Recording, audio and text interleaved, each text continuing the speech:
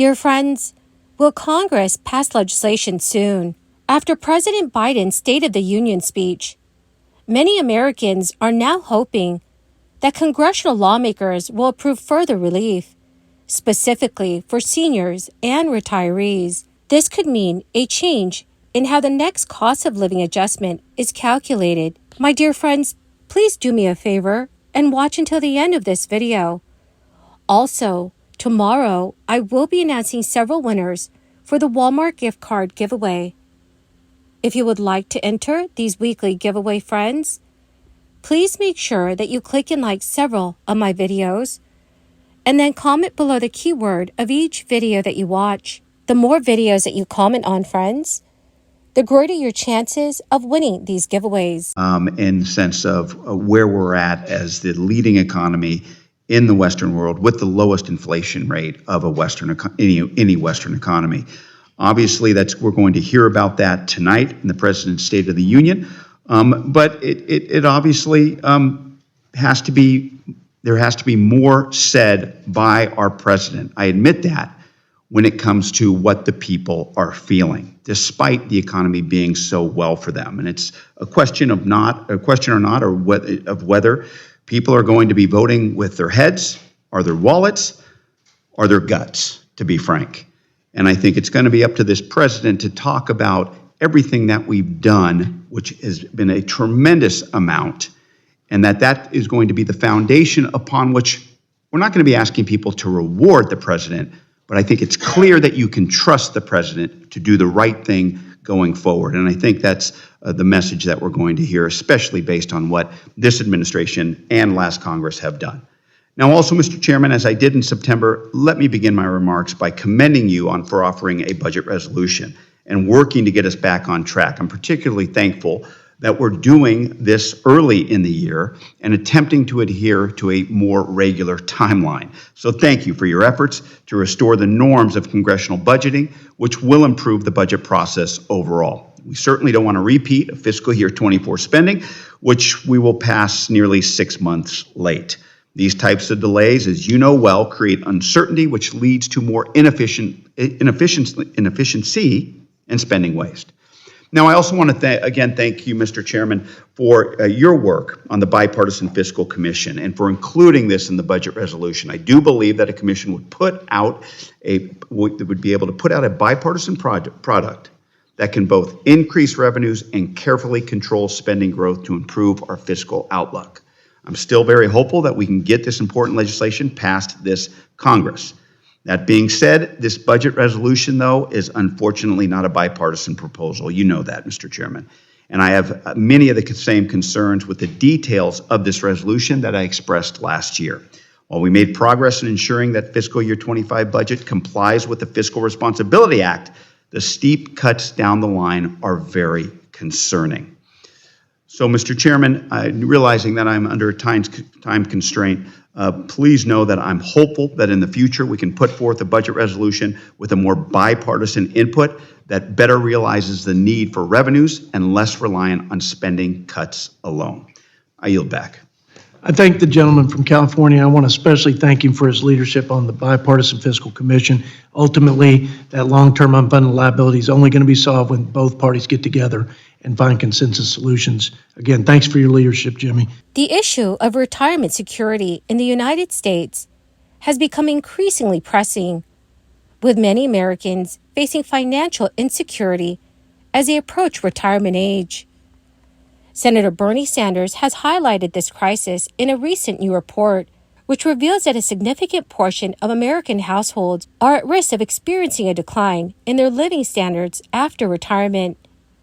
Senator Sanders stated in his report, "The urgent need for reform is clear as more older Americans live near the poverty line." The National Retirement Risk Index, cited in Sanders' report, underscores the severity of the situation, especially for low and middle-income families, as well as those with limited wealth. With nearly half of American households facing the prospect of not being able to maintain their pre-retirement lifestyle, urgent reform is needed to ensure that retirees can retire with dignity.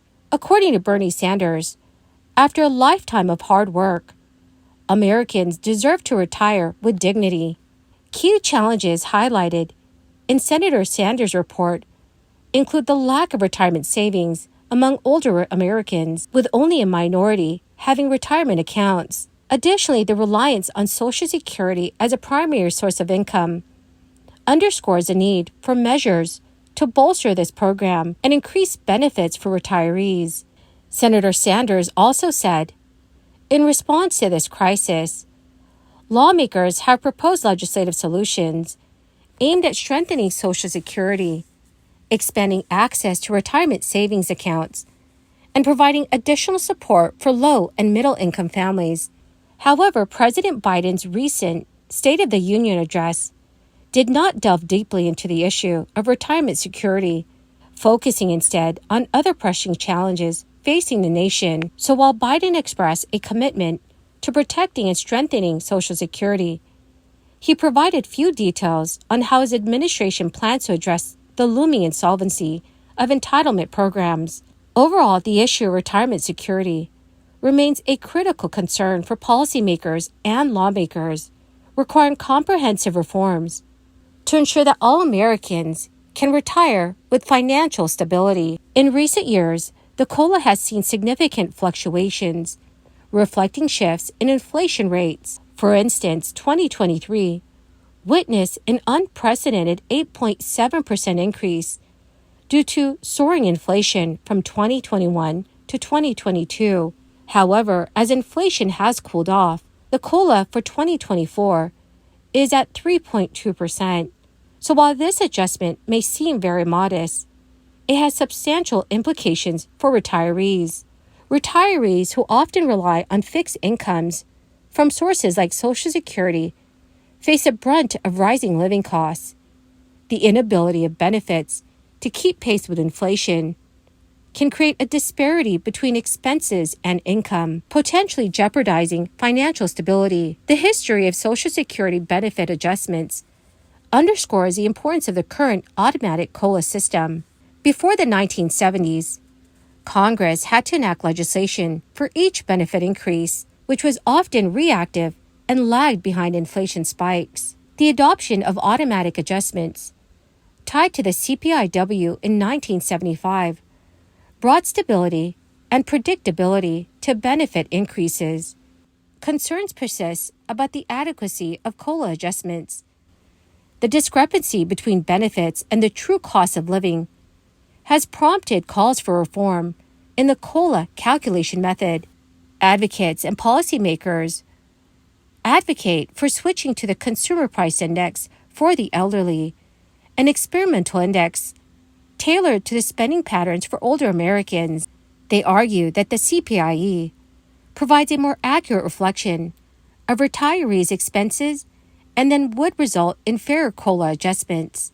While the proposal to adopt the CPIE has its merits, economists caution about potential drawbacks. Implementing the CPIE may pose challenges and not fully address the long-term sustainability of Social Security. So therefore, discussions around reforming the COLA calculation method require careful consideration of various factors and potential trade-offs.